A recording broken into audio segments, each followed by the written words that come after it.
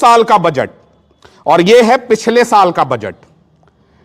इस साल का जो एस्टिमेटेड है, यानी आपने जो अनुमान लगाया है, वो अगले साल एक्चुअल हो जाएगा। यानी पिछले साल जो अनुमान लगाए थे वो इसमें एक्चुअल हो गया है इस साल। उसमें तो आप नहीं झूठ बोलेंगे। यानी 2026-27 में जो नंबर आप अभी मुझे बता रहे हो 25-26 का, वो नंबर एक्चुअल हो गया है। तो सर, आप ही के बात को आगे बढ़ाते हुए अगर 2025-26 के एक्चुअल नंबर को हम लेते हैं तो एक्चुअल रेवेन्यू क्या बताया गया था पिछले साल? 3,17,000 करोड़। एक्चुअल नंबर है 3,29,831 करोड़। ये इन्हीं का है, बिहार सरकार का डेटा है। और इस साल ये बता रहे हैं कि 3,47,752 करोड़ का इन्होंने बजट पेश किया है और उसकी वृद्धि बता रहे हैं कि 11 से 12% है। सॉरी सर, माननीय वित्त मंत्री जी, रॉन्ग है आप। 5% है, 17,000 करोड़ से आप बढ़े हैं। अब आप जोड़ लीजिए, मैथमेटिक्स हमको नहीं समझाने की जरूरत है कि मात्र 5% की वृद्धि है आपकी एक्चुअल टर्म में, नॉट इन एस्टिमेटेड टर्म। पहली बात।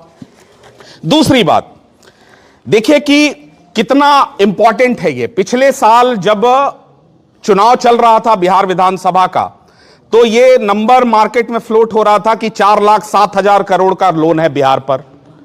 बिहार सरकार के अपने डॉक्यूमेंट में पेज नंबर, आगे कोई पूछे तो हम इसलिए बोल रहे हैं कि भाई ये नहीं लगे कि हम लोग हवा में बात कर रहे हैं, इन्हीं का जो अपना विजेंद्र प्रसाद यादव जी का डॉक्यूमेंट है उसमें पेज नंबर 15 में ये बता रहे हैं कि 31 मार्च 2027 तक बिहार का कुल लोन ऋण 4,46,326 करोड़ हो जाएगा। अब आप समझिए कि बिहार में 3,47,000 इन्हीं का फिगर हम मान लेते हैं, तो उसमें 4,26,326 करोड़ का लोन आउटस्टैंडिंग रहेगा 31 मार्च 2027 तक। यह बिहार को कहां ले जा रहा है, और इसको और डिटेल में नंबर टर्म्स में समझना है तो सिर्फ दो फिगर दे रहे हैं। पहला, इसी साल इनके डॉक्यूमेंट के अनुसार मोटा मोटी आप मान के चलिए आरडी बाई जीएफडी का नंबर है पेज नंबर 3 पे, ठीक है। RD by GFD page number 1 budget document का मेन जो डॉक्यूमेंट है उसके पेज नंबर 1 पर आरडी बाई जीएफडी सरल शब्द में कहें तो revenue deficit by gross fiscal deficit. इसका मतलब यह होता है कि आपका जो सकल राजकोषीय घाटा है, ग्रॉस फिस्कल डेफिसिट, उसके मुकाबले में आपका जो रेवेन्यू डेफिसिट है, जो सरकार का रेवेन्यू में नुकसान हो रहा है, वो इस समय बिहार में 56.79% है। समझिए, ये मैं बहुत रिआइटरेट कर रहा हूं।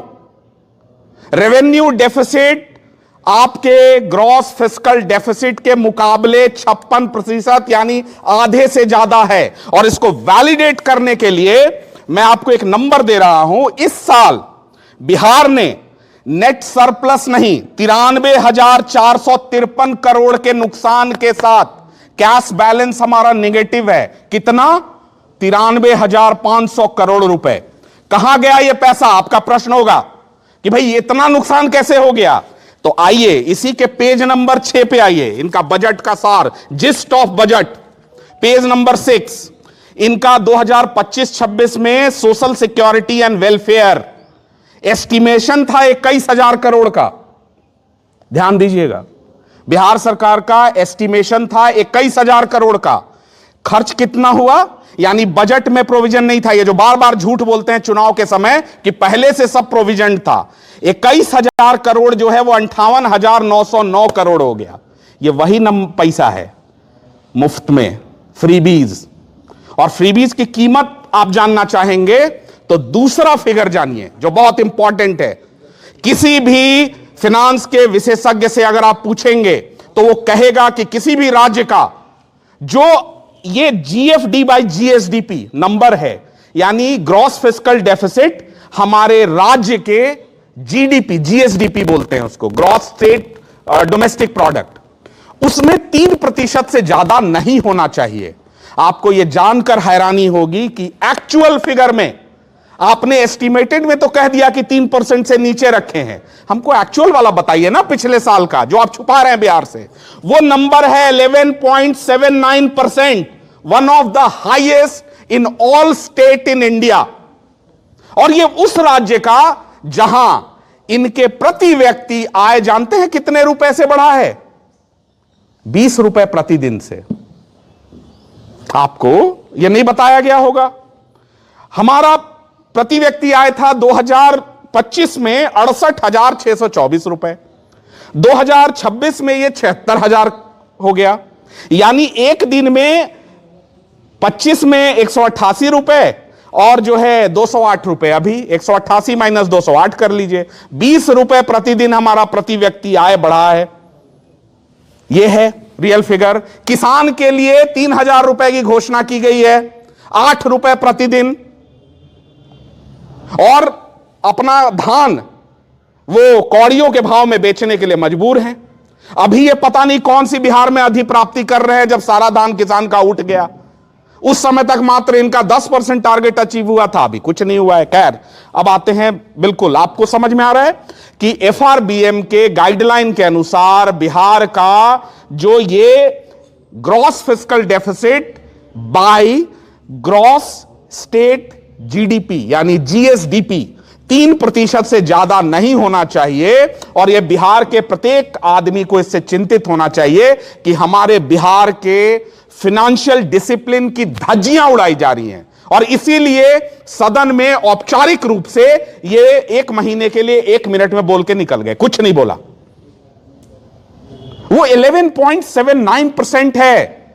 It's exorbitant. आज तक के इतिहास में, बिहार के इतिहास में कभी नहीं हुआ था जब हमारा जो है ग्रॉस फिस्कल डेफिसिट जीडीपी के मुकाबले में 4% 5% से ज्यादा कभी रहा हो। इवन पंजाब में बहुत स्ट्रेस था, वहां भी नहीं हुआ था। बिहार में 11.79% है। यह जवाब बिहार सरकार को देना होगा कि यह किसके टैक्स पेयर के पैसे पर, यह वो होता है ना कि तुम मुझे टैक्स दो मैं तुम्हें फ्रीबीज दूंगा। यह नया नारा है बिहार सरकार का। और किसके कॉस्ट पर? कल हमारे किसानों के लिए जो जरूरतें होंगी वो कहां से आएंगी? आप एजुकेशन के बजट में कटौती किए हो इस बार, आप हेल्थ के बजट में कटौती किए हो इस बार, आप जितनी भी इंपॉर्टेंट चीजें थी आपने वही वेलफेयर 40,000 करोड़ रुपए इन्होंने चुनाव में बांट दिया है। और यह नंबर है page number 6, social security and welfare and other. इनका एस्टिमेटेड नंबर था 21,000 करोड़, एक्चुअल में खर्च हुआ 58,909 करोड़ रुपए। यह सवाल पूछा जाना चाहिए या नहीं पूछा जाना चाहिए आपके माध्यम से कि आखिर यह पिछले साल के बजट में प्रोविजन क्यों नहीं किया गया था और क्यों सरकार लगातार झूठ बोल रही थी कि हमने प्रोवाइड कर रखा है।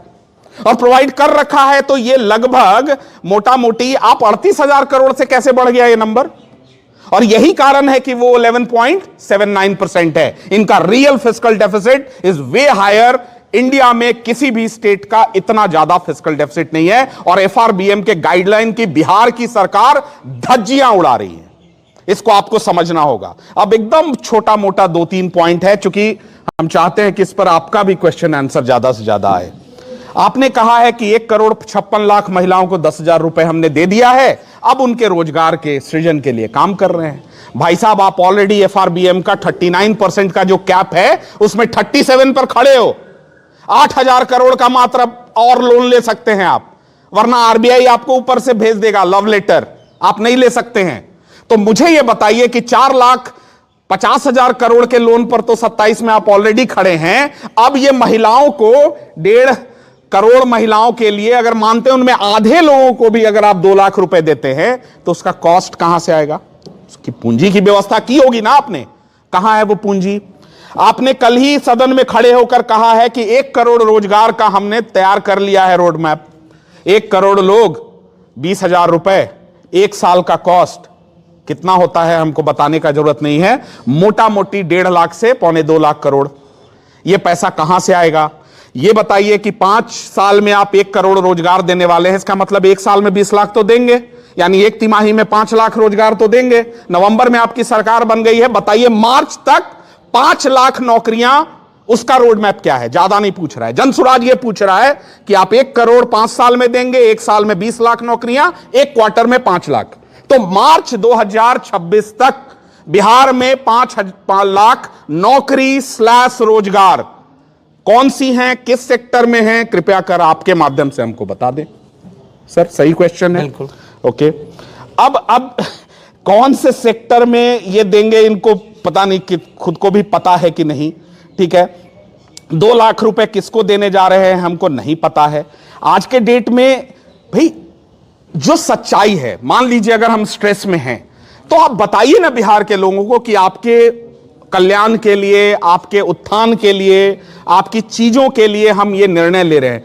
आप रियल फिगर है 3,30,000, आप अंडर रिपोर्ट कर रहे हो 3,17,000 जानबूझ के, और अगले साल उसको 3,47,000 कर रहे हो, उसको माइनस कर रहे हो, कह रहे हो कि हम 12% बढ़ गए। एक्चुअल फिगर में वो 5% है। आपने फिस्कल डेफिसिट और बाकी के मूल नंबर पर जो एफआरबीएम का गाइडलाइन आपने ध्वस्त किया है, उस पर झूठ बोल रहा है।